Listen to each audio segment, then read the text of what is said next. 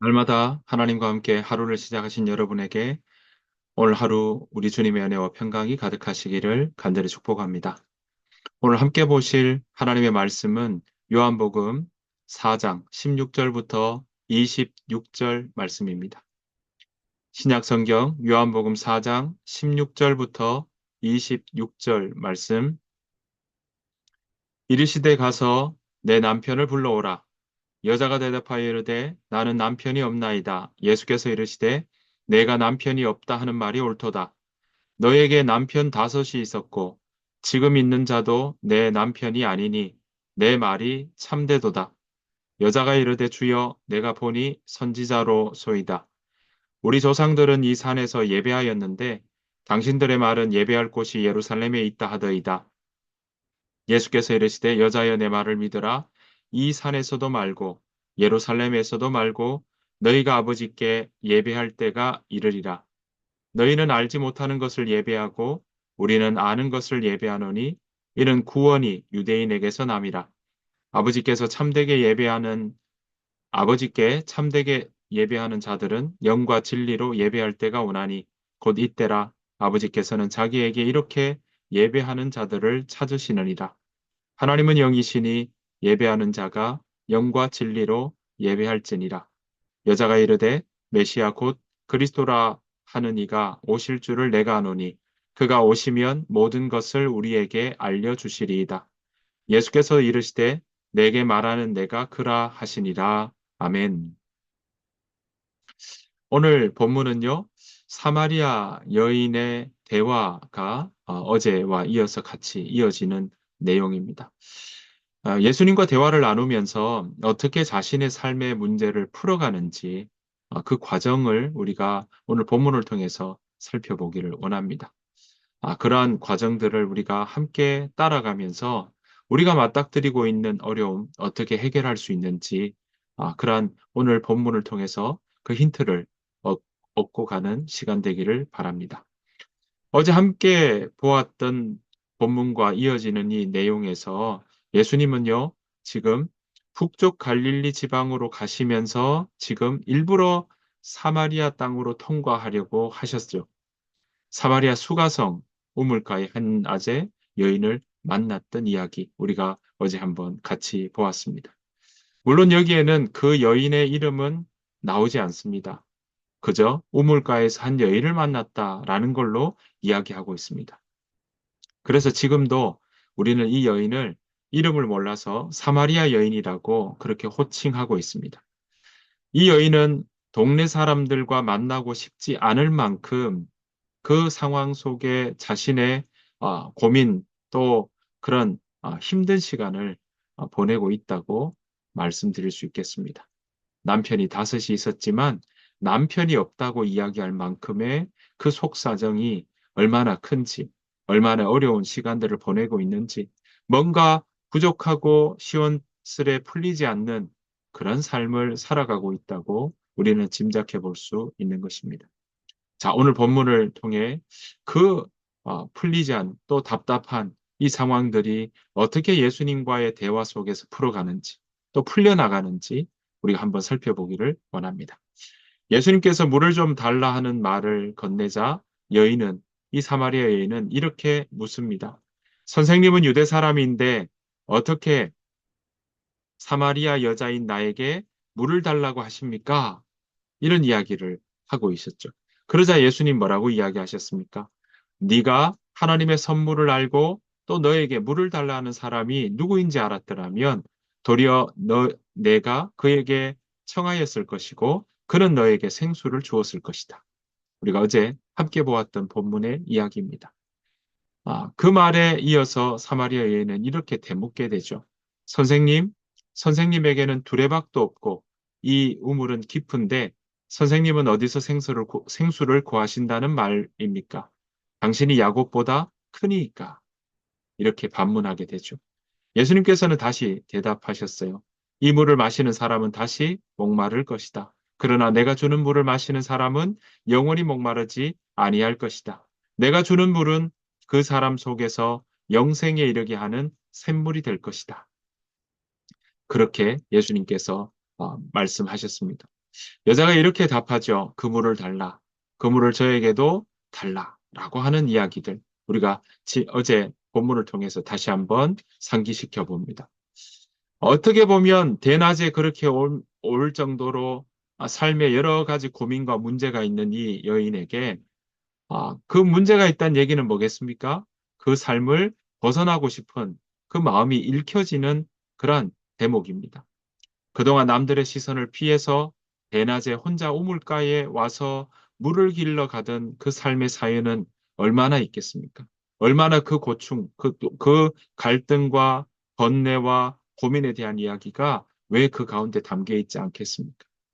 이 여인은 얼마나 그 상황을 벗어나고 싶었을까요? 어쩌면 자기 힘으로는 도무지 불가능해서 아, 희망조차도 아, 가지기가 힘든 삶을 살았는지도 모릅니다. 예수님은 나에게도 그 생수 주십시오 하는 요청에 오늘 본문이 이어집니다. 남편을 불러오라 라고 예수님이 말씀하시죠. 이 말을 들은 여인 어땠습니까? 어, 어쩌면 속으로 당황했다고 이야기할 수 있겠습니다. 왜냐하면 우리가 그 이어지는 대답이 우리가 그렇게 충분히 짐작해 볼 수 있기 때문에 그렇습니다. 자, 요한복음 4장 16절에 이렇게 하죠. 가서 네 남편을 불러오라 했더니 17절에 그 여자가 이렇게 대답합니다. 나에게는 남편이 없습니다. 이렇게 이야기하죠. 그랬더니 예수님께서 여자에게 이렇게 말씀하십니다. 남편이 없다고 한 말이 옳다. 나는 남편이 없습니다. 라는 말은 당연히 제 남편은 죽었습니다. 저는 과부입니다. 라는 말로 들립니다. 자신의 수치스럽고 꺼내고 싶지 않은 이야기를 모호하게 전해서 살짝 그 길을 덮고 또 벗어나고 싶은 모양이 이 대화의 본문에서 묻어나오고 있습니다. 하지만 예수님은 사마리아 여인의 이 대답에 마음을 꿰뚫어 보시고 여인의 가장 깊은 곳에 있는 그 문제를 끌어내기 시작하고 계십니다.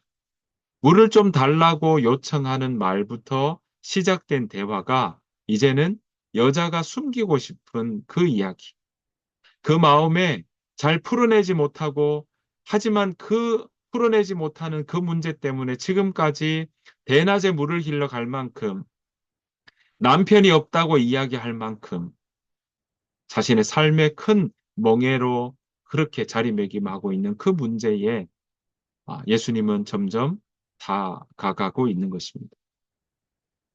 여인은 5 남자를 거쳐서 지금 6번째 남자와 동거하고 있습니다. 사마리아 여인은 예수님께서 자신의 숨기고 싶은 아픈 현실을 지금 콕 집어서 쪽집게처럼 집어내자 예수님을 이렇게 부르기 시작합니다.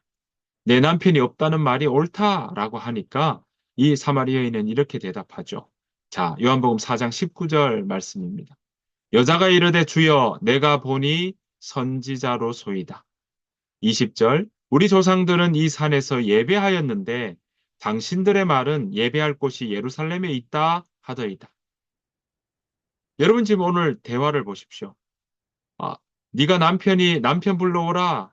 저는 남편이 없습니다. 네가 남편 없다고 하는 말이 옳다. 라고 이야기를 했는데 지금 이 여인은 그 다음 대답이요. 네, 주여 내가 보니 선지자로소이다. 이렇게 지금 답하고 있다는 거죠. 유대인의 어른을 어, 주여라고 불렀다가 유대인의 어른으로 주여라고 불렀다가 이제는 선지자로소이다라고 이야기합니다. 여러분 당시 선지자는요. 사람들의 마음을 헤아릴 줄 아는 사람이라고 많은 사람들이 통상적으로 불렀기 때문에 내 마음을 헤아릴 줄 아는 걸 보니까 선지자이시군요. 라고 지금 호칭하고 있는 것입니다. 자, 그걸로 끝난 것이 아닙니다. 그러고 나니까 마음을 꿰뚫어 보는 사람이라고 생각하고 느끼니까 사마리아 여인은 이렇게 이야기를 합니다. 20절에서 예배에 대한 이야기를 하고 있습니다. 예배에 대한 질문을 하고 있습니다. 우리 조상들은 이 산에서 예배하였는데 당신들의 말은 예배할 곳이 예루살렘에 있다 하더이다 라고 이야기합니다. 자, 대화가 어떻습니까? 그 흐름이. 자연스럽게 물을 달라고 하던 그 질문에서부터 지금 남편 이야기 오가다가 어디까지 갑니까? 예배의 자리까지 넘어갑니다. 물에서 예배로 넘어가고 있습니다. 지금 점점 일상에 필요한 물을 매개로 해서 이제는 어떻습니까? 사마리아 여인의 가장 깊이 자리 잡고 있는 그 문제, 바로 남편에 대한 이야기부터 시작해서 삶의 문제, 바로 예배로 나아가고 있다라는 것입니다. 여러분, 우리의 삶의 문제의 가장 밑바닥에 있는 뿌리 중에는요, 종교의 부분, 우리가 신앙에 대한 부분이 우리 가운데 자리 잡고 있다라는 사실입니다. 여러분, 이것은 시대를 막론하고 우리는 예배할 대상을 찾는다는 거예요. 우리 모두가 어느 시대든 간에 우리 마음에 의지할 대상, 또 예배할 대상, 사랑할 대상을 우리는 찾는다는 겁니다. 우리의 심성 자체가, 성정 자체가 그런 예배할 대상들을 찾게 된다라는 것입니다. 그 예배의 대상이 때로는 여러 종류의 다양한 모습들이 있을 수 있지만, 때로는 그 예배의 대상의 이유가 자신을 부욕해 만들어 준다고 생각하는 대상에게 우리는 예배하려고 하는 모습들이 때로는 우리 가운데 일어난다라는 것입니다. 지금 사마리아 여인도 자신이 매여 있는 삶의 굴레, 대낮에 물을 길러러 오는 그 발자국 가운데 담겨 있는, 서려 있는 그 자신의 고민, 갈등, 굴레에 대한 그 문제를 풀어가는 출발점을 지금 사마리아 여인은 예배에서 찾고 있는 것입니다. 그래서 주여 보니 내가 보니 선지자로소이다 라고 한 다음에 우리 조상들은 이 산에서 예배하였는데 당신들의 말은 예배할 곳이 예루살렘에 있다 하더이다 라고 이야기하며 그 전환의 질문에 대한 부분이 예배로 넘어가고 있는 것입니다. 그래서 여인은 지금 이렇게 이야기합니다. 선지자여, 어떻게 하면 저의 죄를 용서받을 수 있습니까? 우리 사마리아 사람들이 말하는 대로 그리심산에서 속죄 제사를 드려서 예배해야 합니까?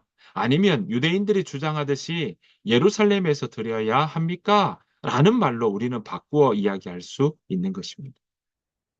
여인은요, 자신의 죄가 지금 선지자 앞에서 드러나자마자 그 죄를 용서받을 수 있는 확실한 방법, 그리고 그 용서를 받는 제사를 어디에서 해야 되는지에 대한 얘기가 지금 여기에서 언급되고 있는 것입니다. 여러분, 당시 사마리아와 유대인들 사이에는요, 예배에 대한 관점, 예배에 대한 바라보는 자세, 마음의 그런 방향들이 차이가 있었습니다. 사마리아 사람들은 그리심산이 바로 성전이 세워져야 할 곳이라고 믿었습니다.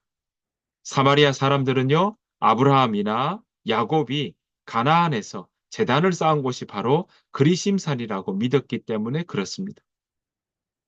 여인의 질문에 예수님은 어떻게 반응하셨을까요?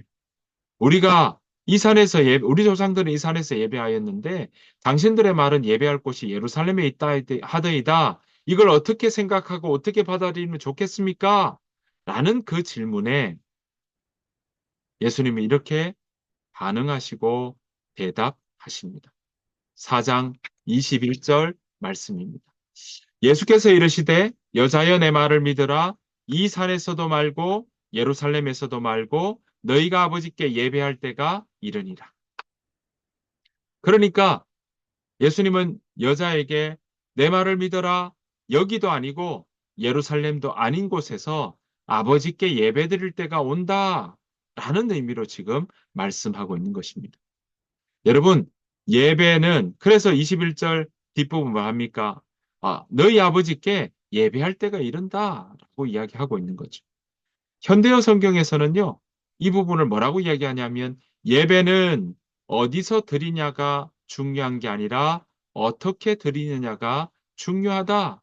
그렇게 설명하고 또 기록되어 있습니다.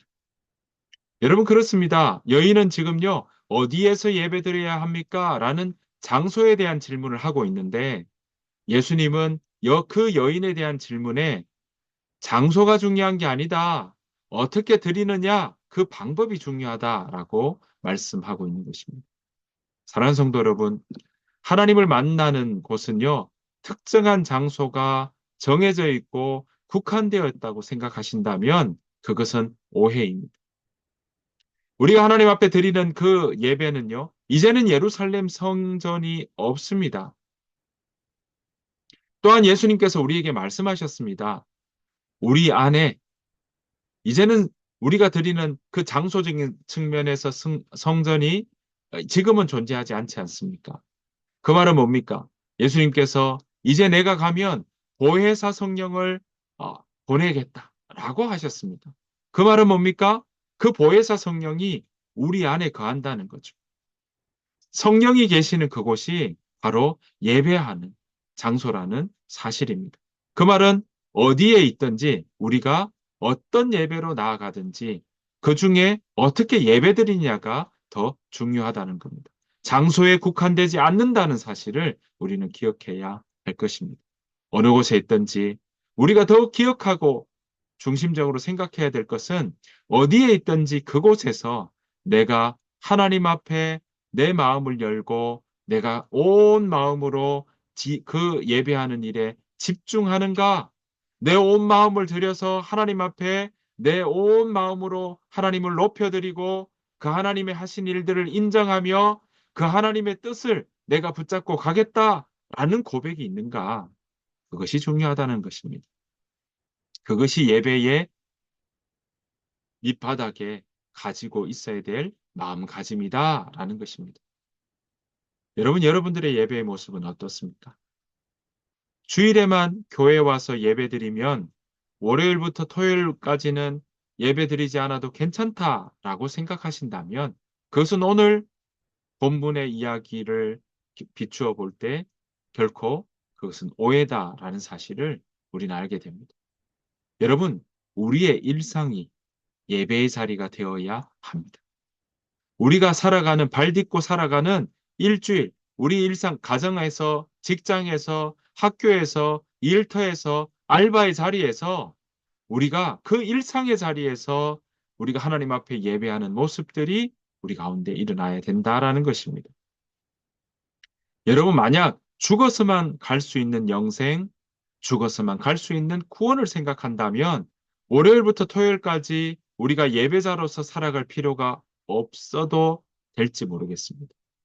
하지만 성경이 우리에게 가르쳐 주고 있는 영생, 영원한 생명은요, 이 땅에서부터 어떤 종류로 살아갈지, 어떤 종류의 삶을 살아낼지 결정하는 것과 밀접한 관련이 있는 것입니다.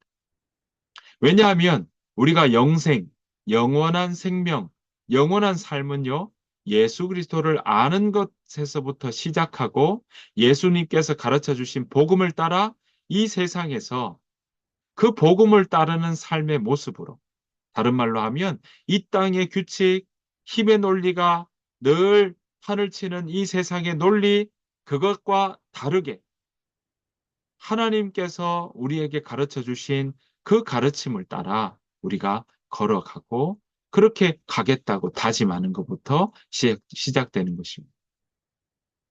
여러분, 그래서 우리가 영원한 이 영생은 예수님을 아는 것부터 시작해서 우리는 하나님께서 우리에게 가르쳐 주시고 예수님을 통해 말씀해 주시고 성령께서 우리 마음 가운데 깨닫게 해 주시는 그 복음을 따라서 이 땅에서 우리는 전혀 삶의 방식이 다른 또 그 기준이 말씀과의 기준과 연결이 되는 그 일들을 가지고 우리는 살아내어야 되고 살아가야 한다는 사실입니다.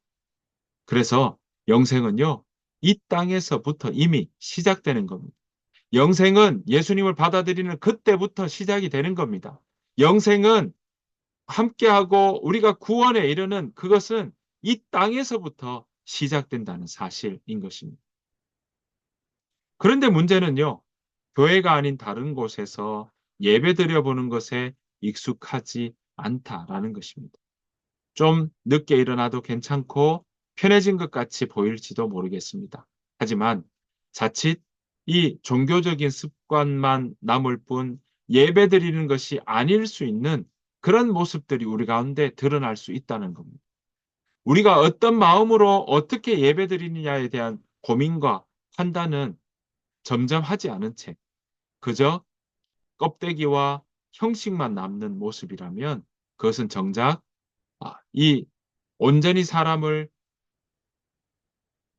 사랑으로 대하고 하나님을 사랑으로 대하고 우리가 온전히 주님 앞에 예배하며 온 전심으로 다해서 예배드리겠다라는 그 모습이 퇴색될 수 있다라는 것이죠.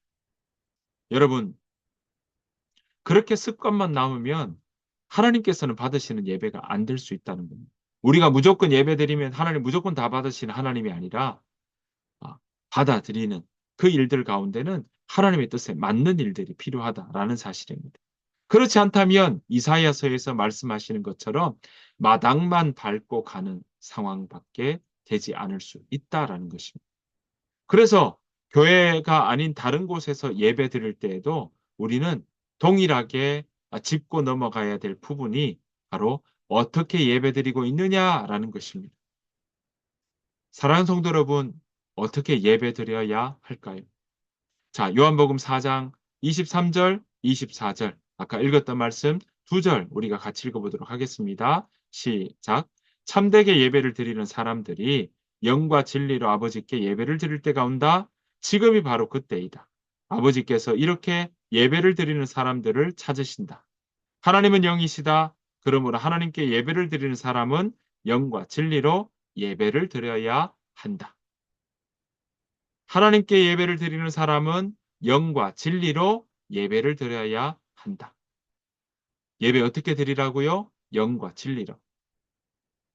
예수님은 오늘 이 본문을 통해 우리가 어떤 마음으로 예배에 대해서 마음을 가지고 나아가야 될지 답을 제시해 주셨습니다. 바로 무엇입니까? 영과 진리로 드리는 예배여야 한다라는 것입니다. 사랑하는 성도 여러분, 예수님이 이 땅에 오신 이후에 우리는 영과 진리로 예배를 드릴 수 있게 되었습니다. 여러분, 영과 진리, 영은 뭡니까? 생수, 성령, 그것을 뜻합니다. 성령으로 예배를 드린다라는 것은 한마디로 그 말씀에, 참된 말씀에 내가 듣고 반응하는 것을 영으로 예배 드렸다라고 이야기할 수 있겠고요.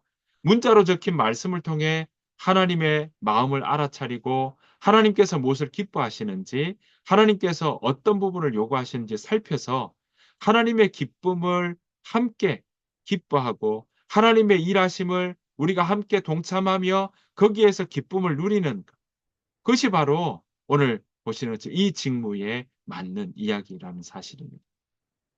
게다가 반대로 하나님이 아파하시는 것이 있다면 함께 아파할 수 있는 사람. 그것이 바로 오늘 보시는 것처럼 함께 이 예수님을 믿고 나아가는 그 일상 중, 그 삶 중에 일상에서 어떻게 예배드릴까? 우리가 어떻게 예배드릴까요? 라고 하는 거기에 오늘 성경은 우리에게 답을 주고 있는 것입니다. 게다가 영과 진리로 예배드린다 할 때 진리로 예배드린다는 게 뭘까요? 진리는 예수 그리스도를 말합니다. 왜냐? 예수님께서 내가 곧 길이요, 진리요, 생명이니 라고 말씀하셨기 때문에 그렇습니다. 예배를 통해서 여러분 예수님의 마음을 품는 것입니다. 예배를 통해서 하나님 아버지의 마음을 품는 것입니다. 영과 진리로 예배를 드리는 사람은요, 일상에서 예배자로 하나님을 섬기고 하나님 나라의 백성으로 살아가려고 하는 모습이 있다라는 것입니다. 그래서 우리는 한 주간 매일매일의 삶 속에서 앞서 일하시는 하나님의 역사를 체험하고 경험하며 살아가야 될 것입니다. 여러분 이렇게 살아가는 것은 처음에는 익숙하지 않아서 넘길 수 있습니다.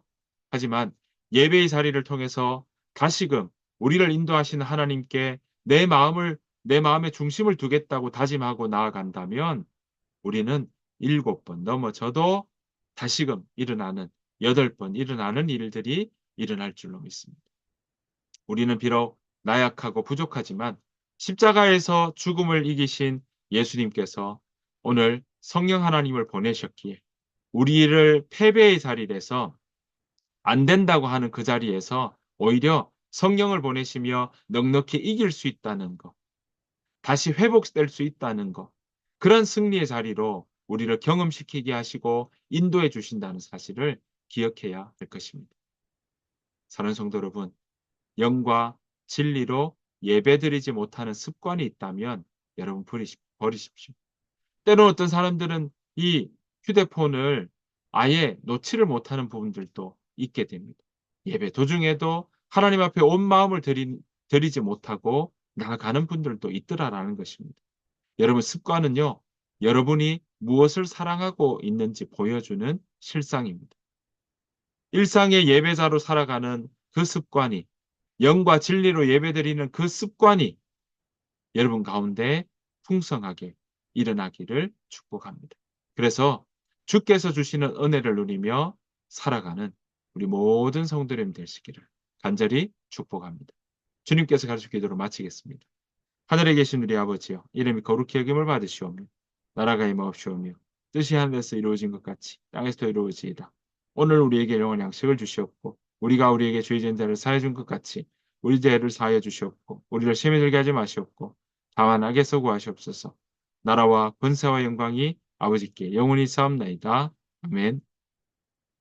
오늘 주신 말씀 생각하시면서 함께 기도하며 나아가기를 원합니다. 하나님 오늘 우리가 어디서 예배드리느냐에 관심 갖는 것이 아니라 어떻게 예배드리느냐, 내 삶이 영과 진리로 예배드리고 있는 삶인가 우리가 이 시간 생각해보는 그러한 이 시간 되기를 원하고요. 그 마음으로 함께 기도로 오늘 하루를 살아내십시다.